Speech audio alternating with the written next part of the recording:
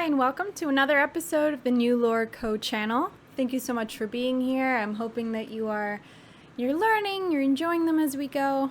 I'm having a little bit more fun than I expected filming these, so let's get into a roll, hopefully. I wanted today to tackle at least one question from the audience that I've gotten over the last couple weeks that I've been asking for questions, and I thought this was a really good one. And this might eat up enough time for like a whole video, so if it does, then I'll answer this question, and then in the next few episodes I'll answer some more, because I did get a bunch of good questions, and I do want to get through most of them, but we'll just tackle this one first, because I thought it was interesting, right? So this person asks, he's like, I've seen more and more reels talking about how to use ChatGPT to create messaging for your ideal audience that aligns with your brand, and these reels usually include prompts to use. Do you think these are any good? And this is a really interesting question because I've been dabbling into how to use ChatGPT. I think there's definitely an opportunity for it, for sure. My concern is that when I see videos like that too, I'm just not sure, because I've seen some of these prompts and it's never really, I find it, how do I say this? Like, I find it to be a tall order that you can just say, hey, I'm X business, I cater to busy moms, and can you write some Instagram captions for me that align with my brand and appeal to my ideal audience?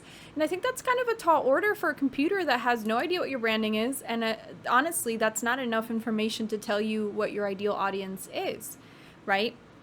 And so I think there's definitely something to be said about using ChatGPT creatively to save you work, by all means. And I think, like, as it gets better, potentially I don't know, potentially there's more there. But my question to you would be, how would, well, I guess first of all, I would answer that by saying, if you think that busy moms is enough to tell you who your audience is, I would tell you that you're not quite there yet, because it's too broad. It's too broad. It's just slightly less broad than saying, woman 25 to 35.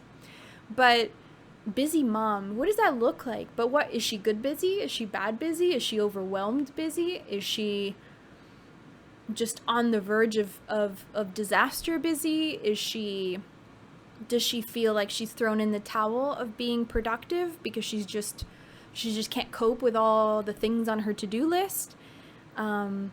Or is she happy? Does she have it all, right? Is she a career woman and a mom, and she's got soccer practice in the afternoons, and she's just killing it?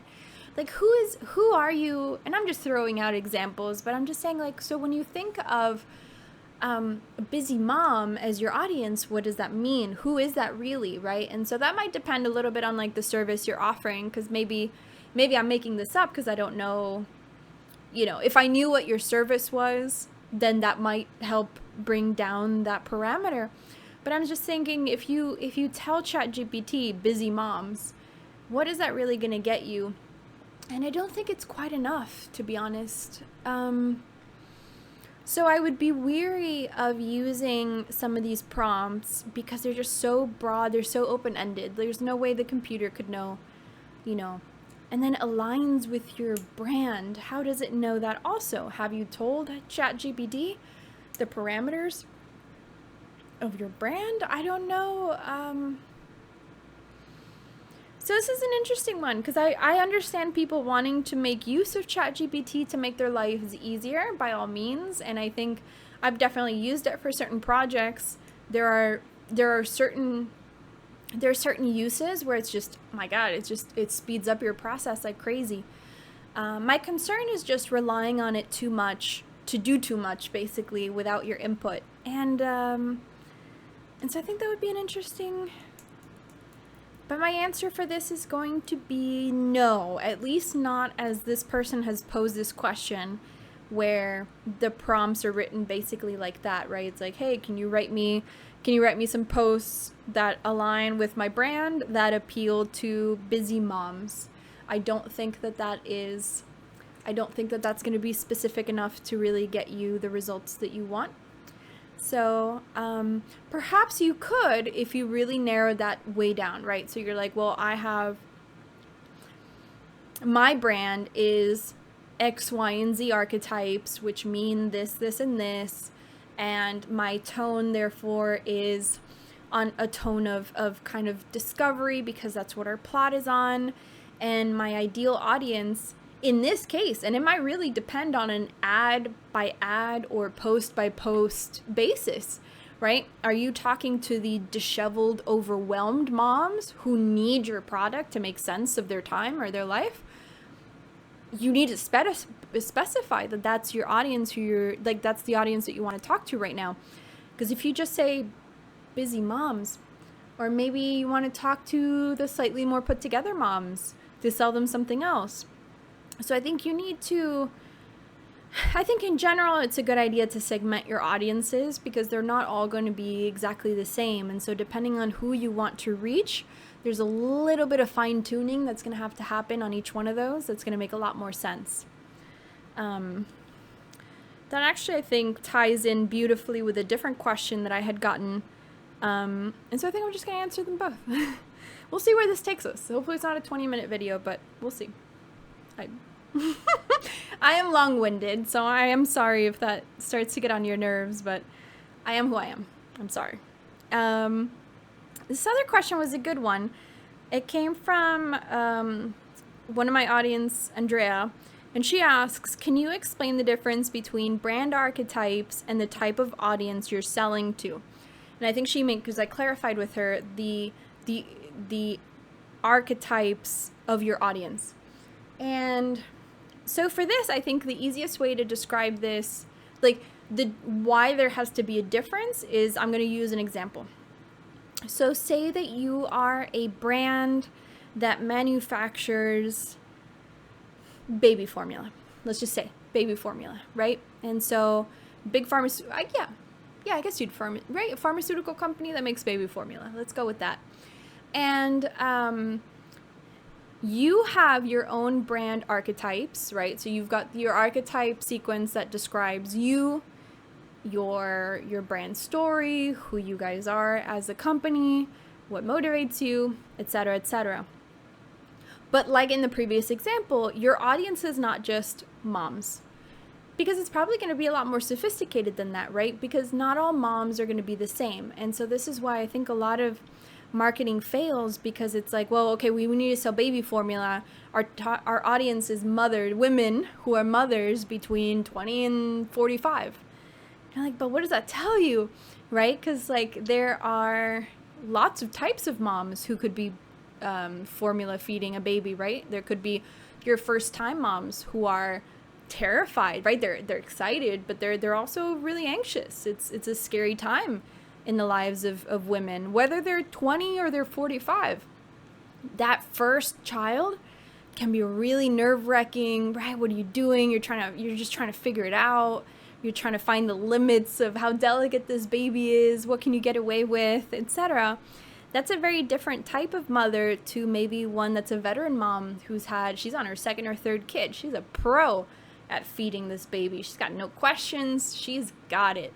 And again, that doesn't matter. She could be the same type of woman regardless of whether she's 25 or 45. She's got 3 kids under her belt. She's not worried. She is coasting through this. And then there's another very specific archetype that you probably need to speak to, and that could be your pediatricians, right? Because if you're a new mom and you're looking for recommendations on formula, who do you ask? You're probably asking the girlfriends in your life too, right? Your moms, your sisters, your cousins, your girlfriends. But more than likely, especially with this generation, is your doctors, right? Who's your pediatrician? What are they recommending? And so you need to probably formulate some sort of campaign for them as well. How do you get the pediatricians on board? Perhaps you talk to the matriarchs, right? The grandmothers, the other sort of supporting roles in a mother's life. So So I think that's the best way to explain kind of the difference of like when I say you have to pinpoint. So it's not that you change, right? You stay consistent. You as the brand are still always going to be XYZ archetypes, whatever plot, this is your narrative. This is your narrative parameter, right? This is your story world. But depending on who you're talking to, you're going to have to switch your voice ever so slightly. You're still the same person, but it depends on who that archetype is. That's why it's not that you change depending on who, it's just that your audience is different. And so then you need to explain this slightly differently, right? My father uses the analogy that if you go to Greece on a trip, you're going to tell it's the same trip, but you're going to explain it very differently, whether you're talking to a coworker, your 90-year-old grandma, who's sort of there, half not, and your little 10-year-old niece. Right? It's the same trip. You're the same person, but your audience is slightly different. And so you're going to tweak what you say, how you say it, the details you share, right? Your tone might be a little different. And so you're not changing who you are at all in this process. You are just fine-tuning your communication specifically for whether it's this mom, that mom, that mom, that mom, that doctor, her mom, etc. So that was a really good question.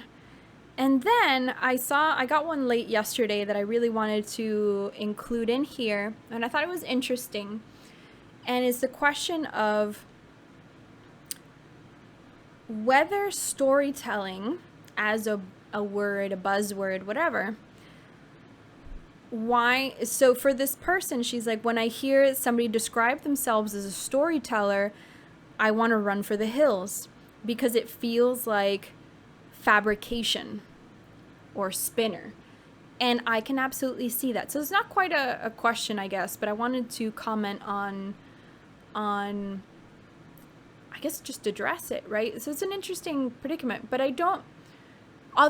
let's get this straight. For other people, storytelling might 100% be that, right?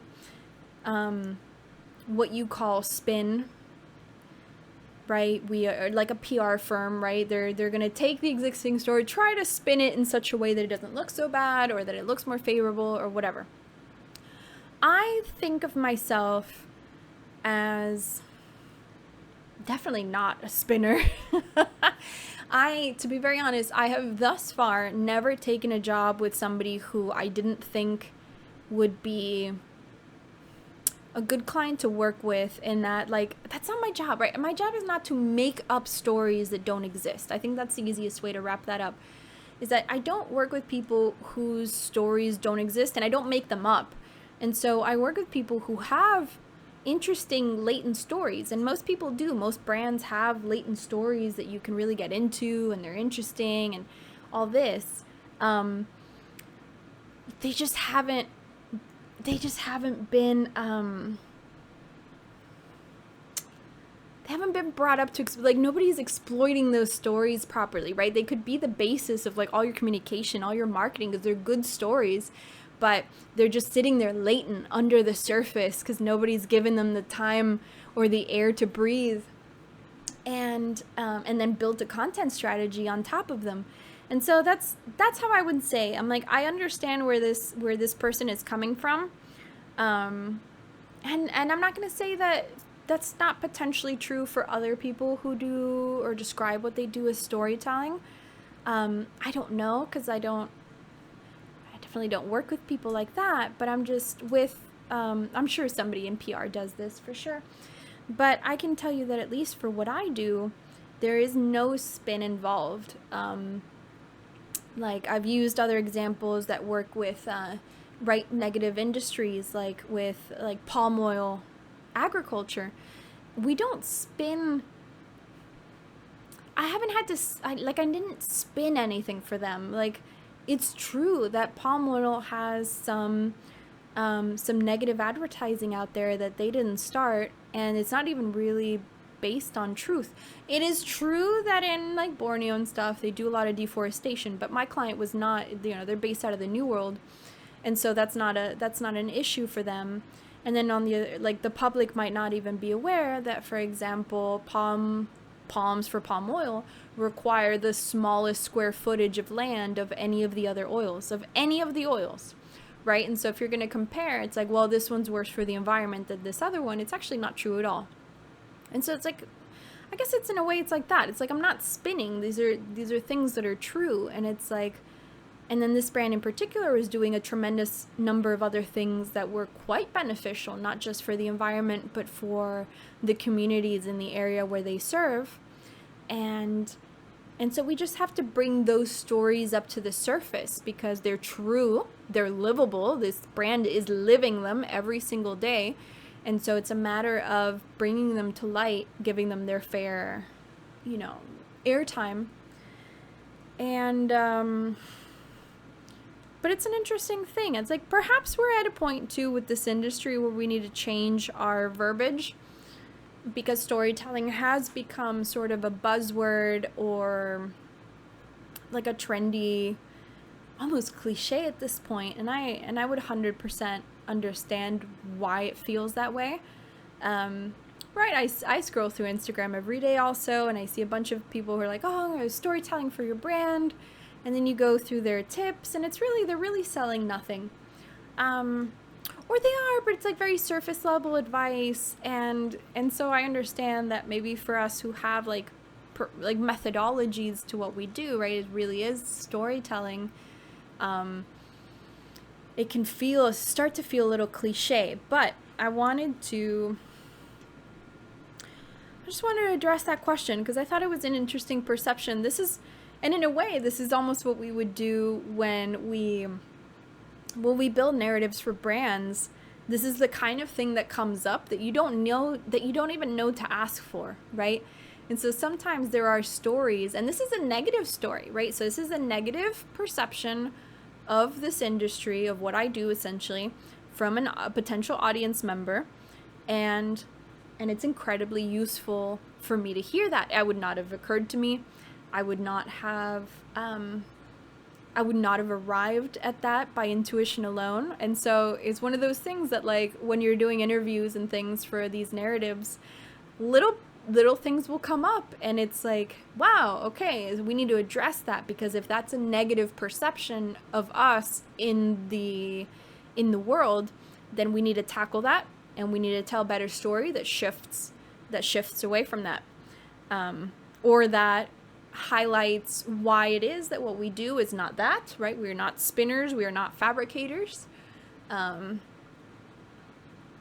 then just remind people that at the end of the day, if you are coming up with a brand story, it must be livable. It has to be authentic enough to be livable. I have no problems with a story being aspirational. And I think aspirational stories can be very valiant, right? So if you're a company and you know that you haven't done well, or you haven't done right, or you haven't done whatever, you have an opportunity to turn the ship around and do something else. I think it's incredibly admirable to be like, I know that this is not where we are, but this is where I want us to be in a reasonable amount of time. And so then I will help you tell a story to get from here to there, if that's aspirational and if that's achievable, which is important. But it must be achievable. These things have to be livable, right? I want to do a proper episode on how to live your story, like what that means with like practical examples. But at the end of the day, it's like, you know that you're not spinning or fabricating if these things are true, right? If you tell me that you've got a client and, we write this whole fancy story about how they're so innovative, but they haven't innovated anything in the last 5 years, then it's a tremendous lie. And in that case, then you are just spinning the truth to try to, make your client look better. But it's just never going to be true, because it can't be, right? It falls flat on its face. It's obvious that it's a lie. And so it's important that for any story or narrative that we build for clients, that it be 100% livable. It must be authentic. It must be achievable. And because if it's not, it's always, always, always going to read exactly like what it is, which is a lie. And so that would be my advice. If you're ever not sure if somebody is like spinning or fabricating, I guess try to see if they're building stories or content strategies for their clients that are rooted in existing latent stories, and whether those are livable. Because your audience can smell a lie. You can smell a lie. Trust your nose. And I think that's where I'll leave it today. I think 3 questions is more than enough, right? Let's see. I don't even know how long we've been here. But hopefully I haven't tuckered you guys out. Thank you again for listening to me, and I will see you guys next time.